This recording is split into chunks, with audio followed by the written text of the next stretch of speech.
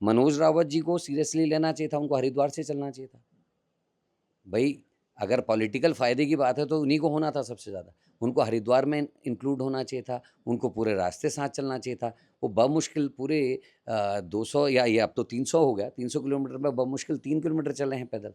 प्रीतम सिंह जी पूरा गुप्तकाशी तक पैदल चल गए। हरीश रावत जी से हम उम्मीद नहीं कर सकते। कहीं-कहीं पे गणेश गुंजाल भी चले, लेकिन भाई खुद राजनीति में कोई किसी को परोस को कुछ नहीं देता सर। राजनीति में चीज़ों को ग्रैब किया जाता है, हासिल करने के लिए मेहनत करी जाती है। यूँ ही किसी को बिना पसीना बहाए राजनीति में कुछ नहीं मिलता। हो सकता है चमचागिरी से, गणेश परिक्रमा से कुछ चीज़ें मिल जाएँ, लेकिन राजनीति में आपको लेने के लिए अपने आप को साबित करना पड़ता है। कभी बाई लक कोई चीज़ मिल जाती है, लेकिन उसको रिटेन रखने के लिए बहुत मेहनत की ज़रूरत पड़ती है। आपको परिवार का त्याग करना पड़ता है, आपको अपनी सुख-सुविधाओं को छोड़ना पड़ता है, आपको धूप, बारिश, पानी कुछ नहीं देखना पड़ता है और जगह बनाने में समय लगता है। कुछ लोग सोचते हैं गणेश परिक्रमा से सब हो जाएगा, लेकिन ऐसा हमेशा होता नहीं है। जहाँ तक ज़िंदाबाद की बात है, मैं पार्टी का अध्यक्ष हूँ और जब किसी यात्रा में सबके नारे लगे और करण मेहरा के कोई नारे ना लगे और 50-60 का एक ग्रुप बनाया जाए स्पेशली, और वो यात्रा के अंतिम 2 दिन में इस तरीके की हरकतें हों, तो वहाँ पर अगर किसी मेरे सीनियर ने मेरे नारे लगा दिए, तो इसमें इतना नाराज़ होना या रुष्ट होने का कारण मुझे समझ में नहीं आता। अगर 4 नारों के संग अगर करण मेहरा भी ज़िंदाबाद कह दी जाती, क्योंकि कांग्रेस सबसे पहले कहना चाहिए प्रदेश अध्यक्ष के नाते तो आपका हक है। कांग्रेस का अध्यक्ष हूँ मैं, और वो रुद्रप्रयाग की मार्केट और वाले वीडियोज़ मेरे पास रखे हैं, वो मैं हाईकमान को भी दिखाऊँगा। क्या फ़र्क देख रहे हैं? फ़र्क ये है कि जब करण मेहरा बना था, उसके 2 महीने के बाद चंपावत का चुनाव था। शर्मनाक हार हुई थी, बहुत ही बुरी हार।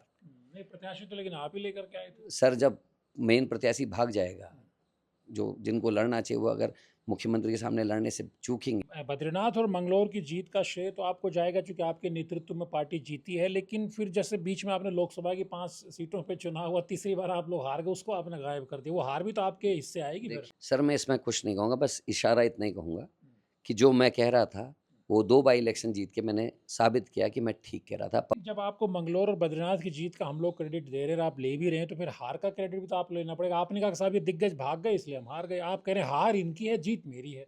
कौन किसके साथ है या नहीं, यहाँ तो पता ही नहीं चलता।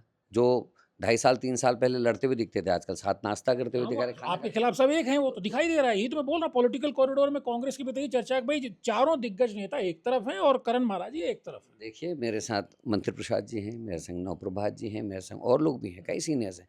तो एक चैलेंज है ना प्रदेश अध्यक्ष के नाते आपके कि पार्टी आलाकमान आपकी नहीं सुन रहा, क्योंकि आप कार्यकारिणी आप 2.5 साल में नहीं बना पाए और जो लोगों को आपने जिम्मेदारियां दी थी उनको अब हाल फिलहाल में उनको आलाकमान ने हटा दिया। ये कितना बड़ा एम्बेरसमेंट है। क्या आपको लगता है सेटबैक लगा है आपको? जिन लोगों को आपने रखा उनको भी हटा दिया।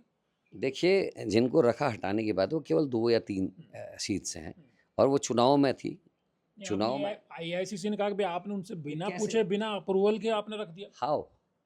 Just tell me how? प्रभारी जी खुद चुनाव लड़ रही थी। विरोध उसी का होता है जो जीवित होता है। अब मैं जीवंत हूँ, काम कर रहा हूँ, मेहनत कर रहा हूँ, तो विरोध भी होगा। जो कुछ करेगा नहीं, उसका किस चीज़ का विरोध होगा? मैं काम कर रहा हूँ तो मेरे कामों का विरोध है। मैं मजबूत हो रहा हूँ तो उससे भी कुछ लोगों के पेट में दर्द होगा। ऐसी क्या आन ज़रूरत पड़ गई कि 5 मंत्री लगाने पड़े? मंत्री प्रदेश को चलाने के लिए हैं। उनका काम जनता की सेवा करना है, अपने डिपार्टमेंट्स को चुस्त-दुरुस्त रखना है।